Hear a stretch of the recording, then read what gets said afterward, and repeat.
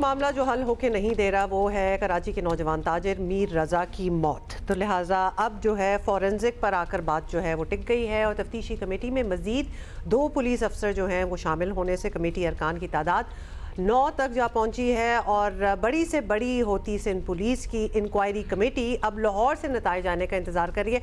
By the way इस foot note में हम ये डाल दें, हम कितनी बार बात कर चुके हैं और अगर सादिया साहिबा हमारे साथ अभी भी होती तो हम उनसे पूछ लेते हैं ये फॉरेंसिक के लिए हर चीज़ लाहौर क्यों जाती है। सिंध का सूबा कराची में बैठे हुए अभी भी हमें फॉरेंसिक अपने वहाँ भेजने होते हैं। बच्चों के रेप का मामला था, इस पर सादी साहबा से हमें याद है हमने पूछा था और उन्होंने कहा था कि बिल्डिंग मुकम्मल हो गई है और बहुत जल्द ऑपरेशन हो जाएगा और इसकी रिक्रूटमेंट सामान आ रहा है। Remember that conversation? उस बात को काफी अरसा हो चुका है और हमें यही बताया जा रहा था कि मतलब इस साल में अब it's almost complete, almost there, but नहीं। नई कमेटी ने मीर रजा का mobile phone, smart watch NCCIA से वापस ले लिया है। पहले हमने आपको बताया था उसके हवाले किया है। मोबाइल फोन और स्मार्ट वॉच को अब लाहौर फॉरेंसिक लैब भेजा जाएगा। जरा बता रहे जाएगा। कमेटी ने ये फैसला मीर रजा के अहल खाना का एतमाद बहाल करने के लिए किया है। अहल खाना ने एनसीसीआईए से फॉरेंसिक करवाने पर तहफ़्फ़ुज़ात का इज़हार किया था। ऐसी खबरें आ रही थीं कि मीर रजा ने कारोबार के लिए कुछ लोगों से कर्जा लिया हुआ था। वैसे किसी भी कारोबारी आदमी के लिए कोई अनहोनी बात नहीं है। बात बिल्कुल नहीं है। This is how business works. Yes absolutely. Mir Raza से माली लेन देन करने वाले 10 मुश्तबा अफराद से पूछताछ की जाएगी। मीर रजा की मौत कैसे हुई, जाहिर है उस पर अभी तक कोई ठोस क्लू नहीं सामने आ सका। क्या असबाब थे, शायद हतमी नतीजे के लिए अभी भी लंबा इंतजार करना पड़ेगा। काशिफ मुश्ताक हमारे साथ हैं। अच्छा काशिफ, ज़ाहिर है 2 दिन के गैप के बाद हम आपसे गुफ्तगू कर रहे हैं। हमें बताइए कि एग्जैक्टली क्या हुआ, पेशरफ्त जिस रफ्तार से होनी चाहिए थी उस रफ्तार से हो रही है या वैसे ही जैसे सिस्टम चलता है? और लाहौर में फॉरेंसिक्स के लिए भेजना ये हो चुका है काम या अभी भी ये फैसला हो रहा है कि जी अब हम लाहौर देंगे? काशिफ, बात यह है कि इस केस में इतने डिलेज हुए हैं कि ऑलमोस्ट कोई इसको हल करना ही नहीं चाह रहा। Hence we are asking you, बताइए। बिल्कुल, बहुत शुक्रिया। देखिए ऐसा ही है कि जो एनसीसीआईए को स्मार्ट वॉच और मोबाइल फोन दिया गया वो वापस क्यों लिया गया, उसका सबसे बड़ा सवाल ये है कि फैमिली की जानिब से कहा गया कि जो पहली कमेटी बनाई गई थी उसमें जो उसके सरबराह थे एसएसपी एसआईयू, उनकी जानिब से स्मार्ट वॉच अपने पास रखी गई और उसके साथ कोई भी काम जो है वो नहीं किया गया, उसकी फॉरेंसिक नहीं करवाई गई और ये 6 से 7 लोग जो है वो उनके पास ये स्मार्ट वॉच रही। फिर फैमिली की जानिब से ये कहा गया कि जो नई टीम आई है उनकी जानिब से एनसीसीआईए को ये वॉच और उसके साथ जो है वो मोबाइल फोन दिया गया है, लेकिन इसमें हो सकता है कि टेम्परिंग की गई हो, क्योंकि ये स्मार्ट वॉच ही एक ऐसी चीज है कि जो फाइनल क्लू है जिसके अंदर से अगर इसकी फॉरेंसिक हो जाती है और इसमें से कुछ चीजें मजीद सामने आती हैं तो इससे भी क्लू मिल सकता है। वैसे तो तफ्तीशी टीम के पास अब तक कोई क्लू नहीं है। जो पहले 5 रुकनी टीम थी उसमें 2 और मेंबर ऐड किए गए, 7 रुकनी कर दी गई, फिर 2 और मेंबर ऐड कर दिए गए और अब 9 रुकनी टीम हो गई है। अच्छा, इस 2 रोज के अंदर एक इजलास हुआ, इसी कमेटी का इजलास के अंदर मजीद फैसले हुए, लेकिन जो मुख्तलिफ ज़राए हमारे, जब हम उनसे बात करें कि कोई ऐसा पॉइंट मिला कि जिससे कोई भी चीज़ साबित होती हो या फिर कोई ऐसी चीज़ मिली जिससे ये लगता हो कि मीर रजा वहाँ क्यों गया, कैसे गया, किसने उससे बुलाया था या फिर वो खुद अपनी मर्जी से गया या फिर उसे किसने जो है वो मारा, तो ये तमाम तर सवाल जो है हमने मुख्तलिफ लोगों से करने की कोशिश की और हमारे ज़राए ये बताते हैं कि अब तक इन्वेस्टिगेशन टीम के पास किसी एक सवाल का जो है वो जवाब नहीं है। काशिफ देखिए, अभी आपसे बात करते हुए अभी हम ऑब्वियसली हफ्ता 10 दिन तो हो गए हैं और हम अपडेट्स आपसे लेते हैं, हम मुड़ के वही सवाल करते हैं और वही आपके पास भी होते हैं क्योंकि आगे कुछ बात बढ़ी नहीं। मतलब यही आपकी बात से बात समझ आ गई कि वो उसकी स्मार्ट वॉच की जो मीर रजा की बात हो रही है और वो आखिरी क्लू, वो प्राइमरी क्लू है। मतलब वो लिटरली वो ऐसी चीज है कि अब तक 10-15 दिन गुजर चुके हैं, उसमें पूरा हल निकल आया होता कि उसको आखिरी क्लू समझ के हमने क्यों छोड़ दिया जबकि वो प्राइमरी चीज थी। देखिए बिल्कुल ऐसे ही है। इस केस के साथ जो भी चीजें प्राइमरी थी उन सब चीजों को सीरियस ही नहीं लिया गया। सबसे प्राइमरी वो स्पॉट था जहां से डेड बॉडी मिली, उसे सीरियस नहीं लिया गया।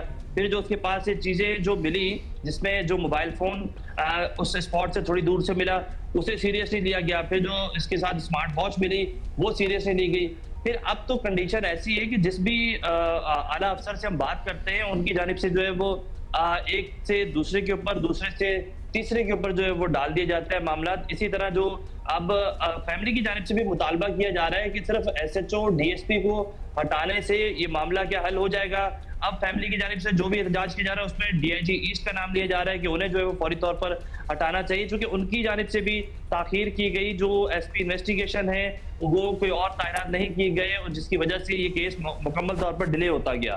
फिर देखें, क्राइम सीन को जो है वो प्रिजर्व करना था, क्राइम सीन यूनिट की टीम को बुलाना था, किसकी जिम्मेदारी थी, कैसे बुलाना था, क्यों इस चीज को जो है वो डिले किया गया।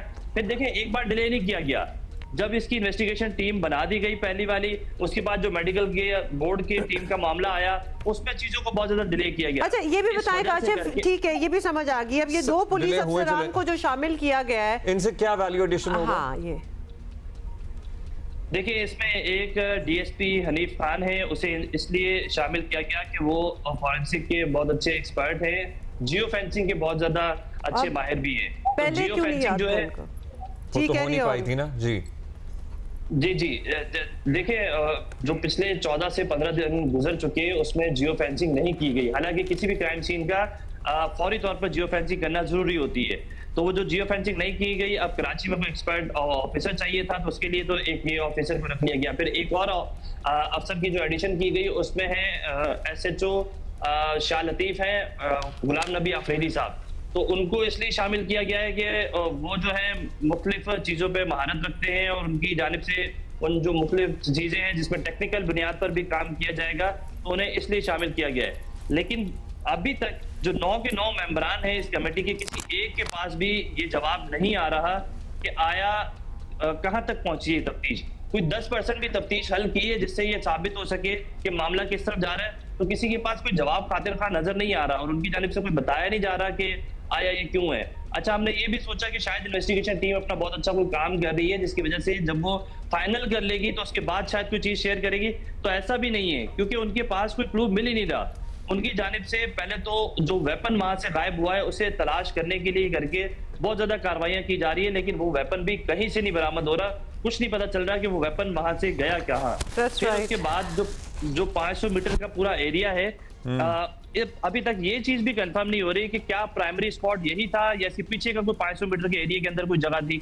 तो ये तमाम तर वो सवालात हैं जिनको आपस में कनेक्ट करना और इनके जवाब। अच्छा, जो पूछगछ हो रही है, जाहिर है इतने लोग शामिल तफ्तीश हैं, चाहे वो गेस्ट हाउस का स्टाफ हो, चाहे इसके बिजनेस पार्टनर्स हों, चाहे इमीडिएट बिजनेस पार्टनर्स हों या लेन, उनसे कोई क्लू नहीं मिला अभी तक, मतलब या पुलिस अभी शेयर नहीं कर रही है और पूछगछ चल रही है, क्योंकि जाहिर है इंटेरोगेशन तो चल रही है ना, मुताद्दिद लोगों से चल रही है। बिल्कुल ऐसे ही है। पहले बताया गया कि 15 लोगों को हिरासत में लिया गया जिसमें बिजनेस पार्टनर से लेके दीगर लोग थे, फिर कहा गया 21 लोगों को लिया गया, अब कहते हैं 32 लोग जो हैं वो पुलिस की हिरासत में, जिसमें गेस्ट हाउस के लोग भी हैं, जिसमें बिजनेस पार्टनर भी था, लेकिन बिजनेस पार्टनर की जानिब से फौरी तौर पर अपने लिए जो है वो जमानत करवाई गई और कोर्ट में बाकायदा तौर पर कहा गया कि पुलिस जो है उसे हिरासत कर रही है। तो पुलिस की जानिब से जो अब 31 अफराद को हिरासत में लिए जाने का दावा किया गया है, पुलिस की जानिब से कहा गया है कि तमाम तर लोगों के बयानात ले लिए गए। फिर देखिए, प्रॉब्लम ये नहीं आ रही कि बयानात लिए गए, उनकी टाइमिंग बड़ी इंपॉर्टेंट है कि बयानात जो है वो कब लिए गए। फिर उसके साथ ये बहुत ज्यादा इंपॉर्टेंट है कि जो मुद्दई केस का होता है उसका बयान तो फौरी तौर पर लेना होता है, जो 161 का बयान होता है वो 3 रोज कबल जो है वो बयान लिया गया है। चूंकि अब 3 रोज कबल वो बयान लिया गया तो फिर तमाम तर जो इसमें हिरासत में लिए गए लोग थे, अभी तक किसी भी शख्स को गिरफ्तार नहीं किया गया है। जो 31 लोग हैं उनको जो है वो हिरासत में लेने के बाद उनके मुख्तलिफ बयान लिए गए, उनके कनेक्शन आपस में जोड़े जा रहे हैं। उस पे भी बैठेंगे, अभी हमें यकीन है कि वहाँ उस पे भी बैठेंगे और उसमें भी टाइम लगेगा। Kashif, thank you so much for the updates that you gave us, but frankly there is nothing new in there. तो बिल्कुल अब्दुल्ला, आई एम सॉरी, जो हम पहले बात कर रहे थे ना पिछले हफ्ते भी कि हुआ यही हुआ होगा कि दे डिड नॉट थिंक कि जो हमें लाश मिली है ये कोई इम्पोर्टेंट पर्सनैलिटी पीछे से निकल आएगी। इसको उस तरह इतना लाइटली ट्रीट किया गया। आई मीन, ना जियो फेंसिंग करना, ना उस जो क्राइम स्पॉट है उसको सही तरह इन्वेस्टिगेट करना, ना उसके बाद जब पता भी चल गया, अभी भी फॉरेंसिक पे बैठे हुए हैं वो जो सारे लोगों को, उनको 31 नाम हैं, मतलब मैजिस्ट्रेट से तो अभी 2-3 दिन पहले इन्होंने जितना अरसा, जितने दिन इसको खुदकुशी साबित करने की कोशिश पे ज़ाया किए गए, अगर उस दौरान अगर कोशिश चल भी रही थी, साथ साथ जियो फेंसिंग हो जाती या और अहम क्लूज पे काम होता रहता, साइमल्टेनियसली होता रहता, तो शायद इतनी कुछ चीज़ों का जवाब मिल जाता।